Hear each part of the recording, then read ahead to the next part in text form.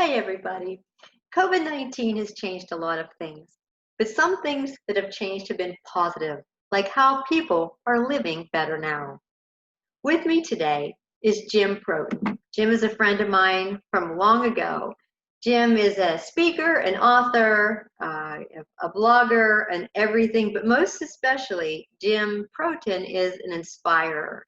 And I know that through his social media. I know that through everything in the way that he lives his life. So, Jim, I'm so happy to have you with us on Living Better Now. How are you?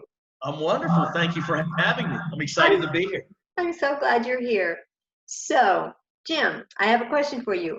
Okay. What has been the biggest change that's happened in your life because of the pandemic? People.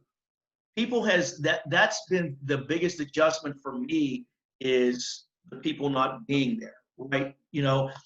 Everything that I've done in my career professionally has always been people forward facing with people. Okay, whether it's public speaking, whether it's business development, marketing, you're out there, you're with people, and that interaction, those relationships have always been the driver. That was the constant. Okay, so we're still able to communicate, but it's at best like this, and technology is a wonderful thing. That in-person interaction where you can actually you shake somebody's hand and you can sit across a table, or whether you're in a restaurant, whether you're in a formal setting of an interview or something like that, where you can read body language and things like that. That's a little more difficult through the technology. So the one big thing for me that has been an adjustment has been not having that interaction, that intimacy with people, with other people. Right, very good. How do you make up for that? What do you do to just try to get over that or get through that? Um, Less emails, more phone calls. You get the voice. It's really, that's really cool. And the Zoom has been a wonderful thing because I mean you've known me a long time. I'm not a technocrat by any stretch. I learned how to do three-way calling on my iPhone about 6 months ago. So I'm a little bit behind the curve. But doing things like this where you can tie the visual and the audio. But instead of sending a text, instead of sending an email, pick the phone up and calling people, which seems to be going really well. It's kind of filling that void a little. Well, you have such a special way of connecting with people anyhow. And, through your Facebook, and it's on Facebook, are you James Protin? Yes. Okay, so you see, I call you Jim. Some people Mm-hmm. call you Jamie. Yes. And then you're James. So it depends on who knows you and from probably what part of your life, right? Well, that's very true. I'm a junior. My father was James as well. And, Jim is a natural nickname for James. So in my professional life, people that I've met as an adult call me Jim. It's a natural thing, which is fine. But people that have known me, that grew up with me, people from my childhood, call me Jamie. I'm Jamie in the Mon Valley locally. My mother gave me that because between you and I, she doesn't like Jim or Jimmy, but so she agreed to name me after my father as long as people call me Jamie. That's kind of the backstory of that. So if you hear somebody call me Jamie, they've likely known me for a long time. Exactly. I know what that's like. I have a nickname too. And if you can call me by that, or if you call me by my real name with my first, there's only two people left in the world that call me by my first and middle name.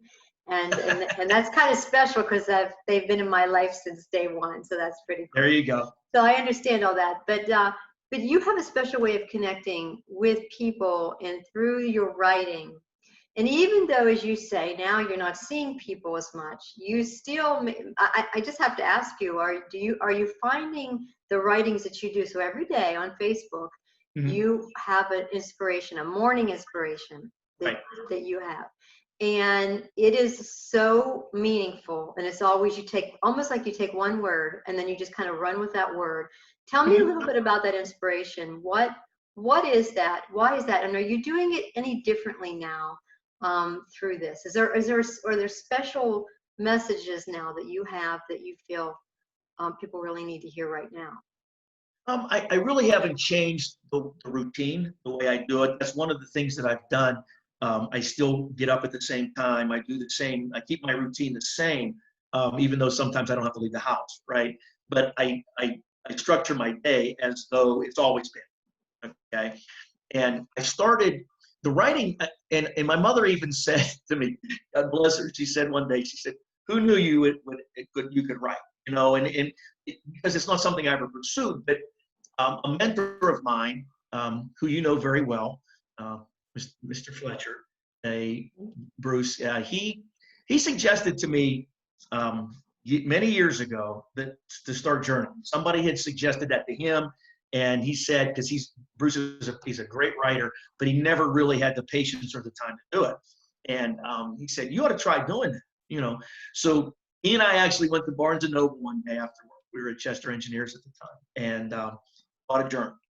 And at night, I went home, and the idea was write something down, write your last thought of the day down for you. Just write it in a journal. It could be one word, it could be a sentence, it could be a paragraph. And then do the same thing as soon as you wake up. So when I wake up in the morning, and I'm a morning person by nature, I whatever the first thoughts I have when I get up, I grab the journal and I write it down. And again, a word, a sentence, a paragraph, whatever the case may be. So then I go about my routine, and I do some exercise, I do some yoga, I meditate, just to kind of get myself in the right frame of mind, and get the blood flowing a little bit. And I go back and I revisit the journal, what I wrote what I had just written, and then I just take it from there. Whatever that is, I write about that for that day.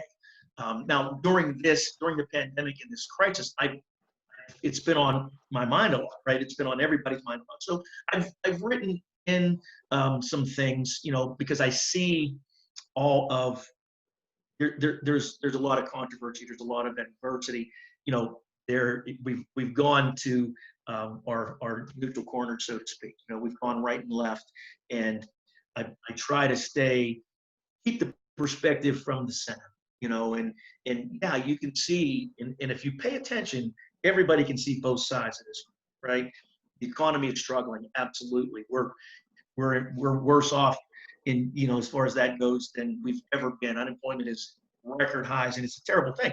And people have lost jobs, and I have a lot of dear friends who are entrepreneurs, who are small business owners in the area, who are struggling, and unfortunately some have closed. So I understand that piece of it, but I also understand there are people who are afraid. They don't know what to think, and there's a lot of misinformation, and they're afraid for their health and their safety. So if I can find and put out there a perspective of balance between those two things, I think that's a very important narrative that must, so I try to work that into, not all the time, but occasionally into what I'm writing.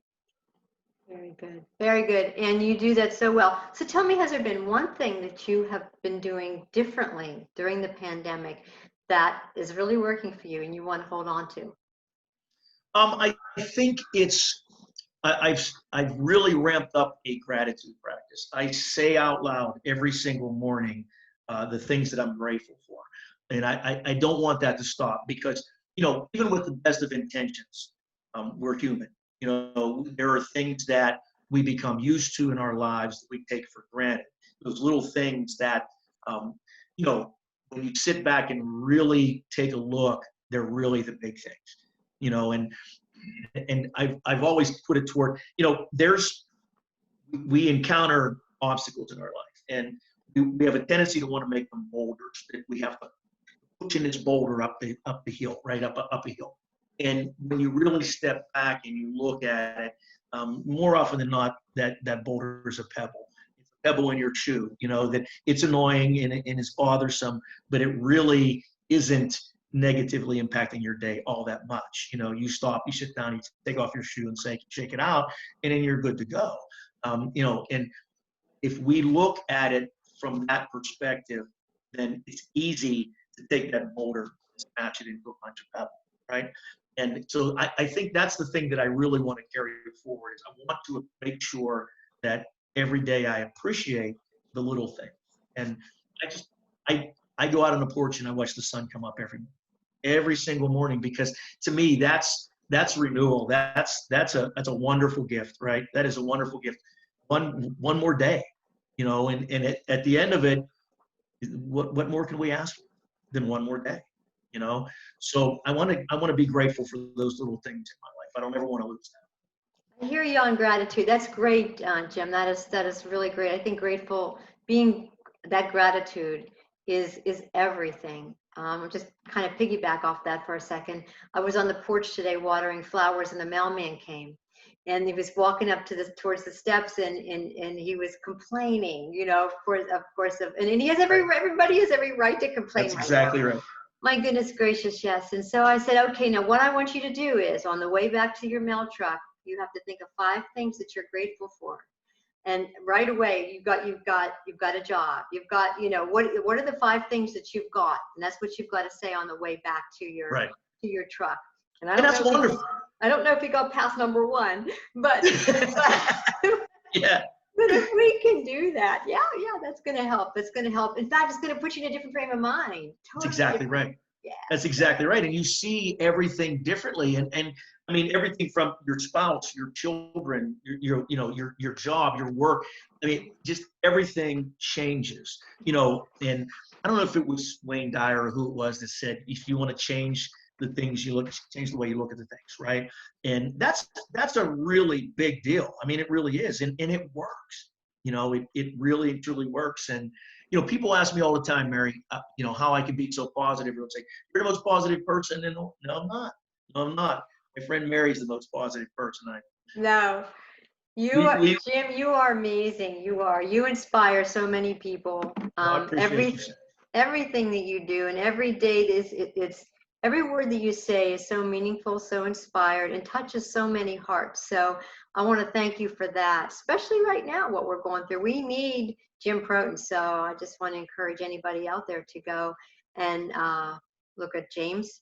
You're gonna get. I hope you get some more friend requests. Not that you have many, many, many, many friends, but you I may would get some love more. that. If you need some inspiration in your life, for sure, this is who you want to see. So, Jim, thank you so much for spending some time today, just to give us a little positivity on the things that can be better about living better now.